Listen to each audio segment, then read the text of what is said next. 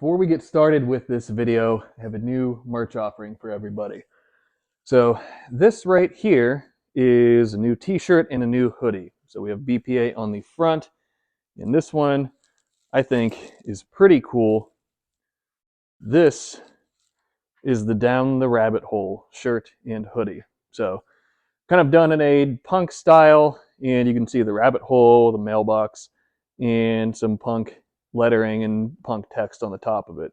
So a buddy of mine did this design for me, and I told him that I wanted it to mimic kind of the creative madness. And we've all gone down this route before where everything, all the projects in this shop are great examples of it, where you do one thing and it piques your interest, or you want to learn more about it, or you want the project to be as good as it possibly can. So you keep going deeper and deeper and deeper down the rabbit hole. And I always make the joke that all of my interests, I'm trying to find the bottom of the rabbit hole. So I wanted this to be kind of representative of that, and he did a phenomenal job with the design. So these, at the time of this video going live, are now available.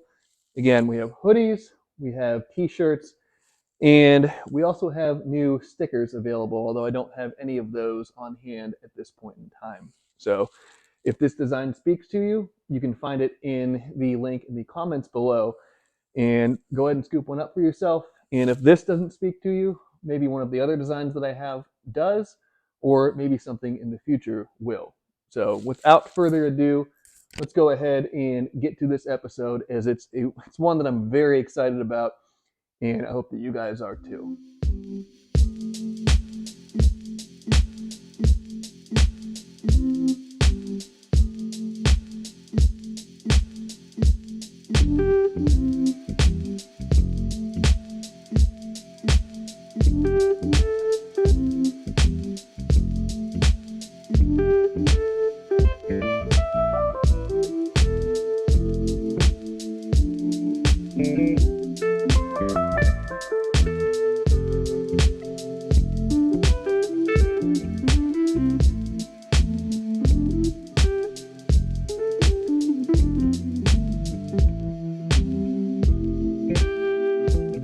Everyone, welcome back to another video. So, some pretty exciting news. We are a go for the dyno this week. So what that means is I have some work I need to do on this thing. And you guys saw at the beginning of the video, I got my drum of 1-ethanol R here. This is a race ethanol, it's very popular. A lot of people have really good luck with it. And you can see 85, 117 octane. It's good stuff, and this car should be able to make a bunch of power with it. So I need to put this in the tank, and to do so I need to get the street ethanol that is in there currently out of the car. So kind of a bit of a pain, since I just put the fuel surge back in. It's now filled with street ethanol, but not the end of the world. I can get that, pull the surge tank back out, get the fuel out of it, and all will be well that way. Beyond that, we need to take the street exhaust off of this thing, put the race turn down on, and you guys may have seen in the background of the last couple of videos, but I also got my belly pan down, and I need to install it as well. Now, hopefully we won't need it, but just in case this thing pukes any parts out of it, then at least we'll have a catch for them, and I won't create a huge mess on the dyno, or at least I can contain some of the mess. So a few things to do today, and I guess the only thing to do now is just to start doing them so we can get all this stuff knocked out.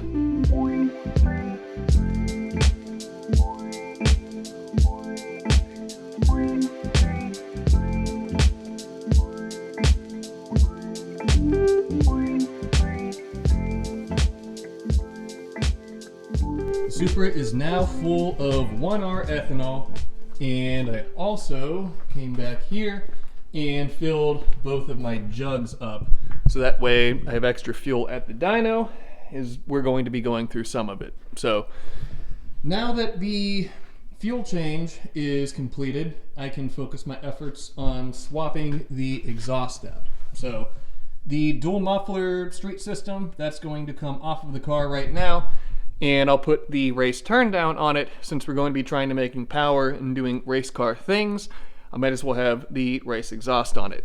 So one thing I did off camera is I went ahead and I got a cover for my Kirky seat.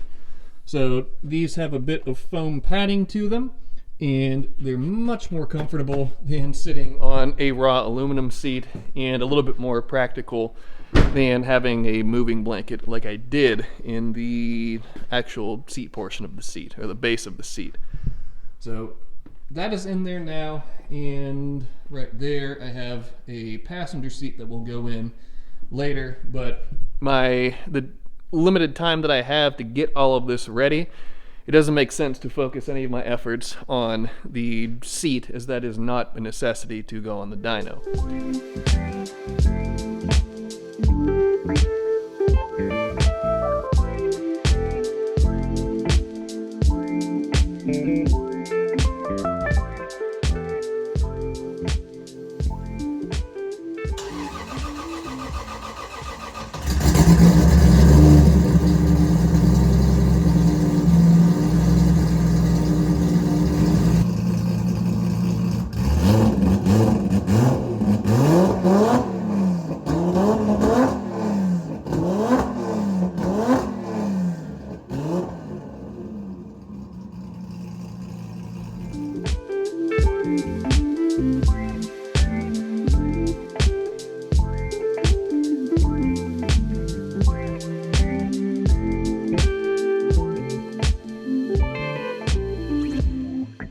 Well, the Supra is pretty much squared away and ready to go to the dyno.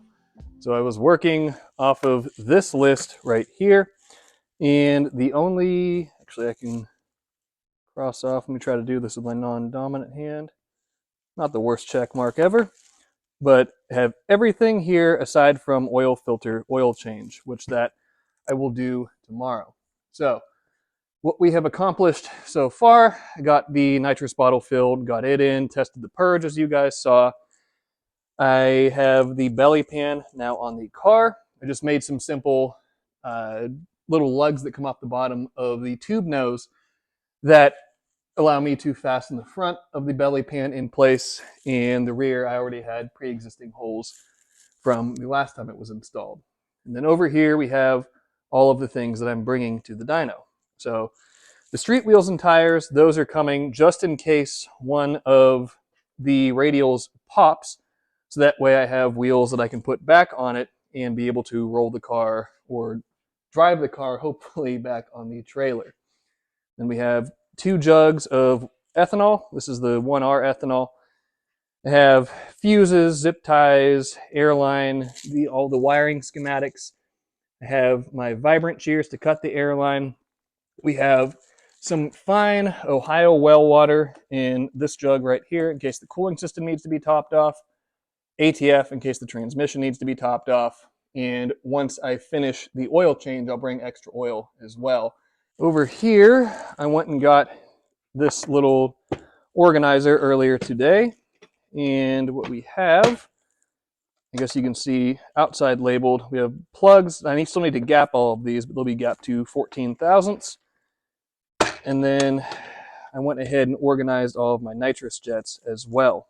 So from left to right, we have an ascending order of all the jets. The 75 horsepower jets are in the car currently, and I have 150s, 225s, 300s, and 375s. So I don't foresee us using any of the other jets, maybe the 150s, if anything, but I have options. So tomorrow I need to go and pick my truck and trailer up, as I was having some work done on the trailer and a few odds and ends added to it. And as I'm waiting for the time to be able to go and do that, I can do my oil change, I can clean the car, and then by the end of the day tomorrow, it'll be time to load this thing. And then the following day is it's the big day, the dyno day, the day that we're actually leaning on this thing for the first time. So fingers crossed, huge fingers crossed that all of this goes well. and there aren't any issues. And hopefully, I guess it's going to, one of three things is going to happen. Either the dyno day is going to go perfectly, it's going to go smoothly, and the car is going to act right, and everything's going to go well. The car is going to blow up, or we're going to run into issues and end up having an incomplete dyno session. So at this point, either of the first two options I would be okay with. The third, the incomplete dyno session, I'd like to avoid that if at all possible, but there's only one way to find out what's going to happen, and that's going to be just to do it.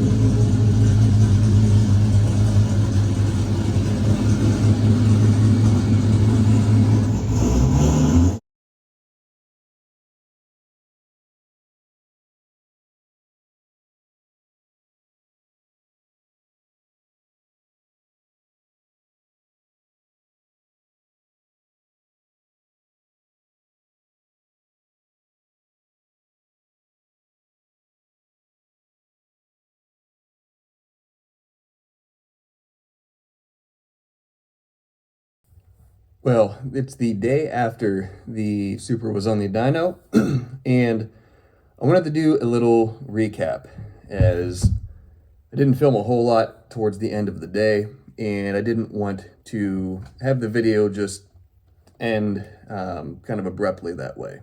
So I have a few notes I want to go through and a few things I want to talk about, and I'll try to make this as brief as I can. So firstly, I want to thank all of my friends that were involved in this process. All of my friends at the dyno, the guys up at Accelerated, the crew at Pro EFI. Without all of those guys, it would not have been possible to get the car on the dyno and to have it work at all. So from the bottom of my heart, I thank all of them very much for the roles that they have all played in this project and continue to play for that matter.